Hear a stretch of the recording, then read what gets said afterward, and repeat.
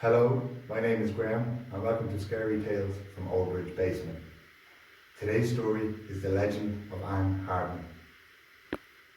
Visitors today can visit Anne's tomb at St. Peter's Church of Ireland in Drogheda. Ann Hardman died in 1884 and was buried in a tomb on her request as opposed to a conventional grave. This decision was to prove a rather wise one. Anne was buried with ample amounts of her jewellery, something that didn't go unnoticed by her servants. One of the servants decided to break into the tomb the night she was buried and collect his inheritance.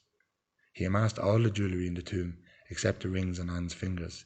Undeterred and ever greedy, the servant decided to cut off her fingers and remove the rings. It was during this gruesome act that Ann Hardman raised from the dead. The frightened servant, so shocked, bolted and boarded the first ship to Liverpool. On his arrival in Liverpool, he noticed that his hair had turned white from the shock. Meanwhile, Anne returned to her home in Hardman's Gardens at 2 a.m, where her shocked family, who had buried her at noon that day, couldn't believe their eyes. Anne had the unenviable task of convincing her family that she wasn't a ghost. They came around eventually, and Anne was treated for loss of blood from her severed finger. Remarkably, Anne went on to live for a further 20 years before she returned to the infamous tomb.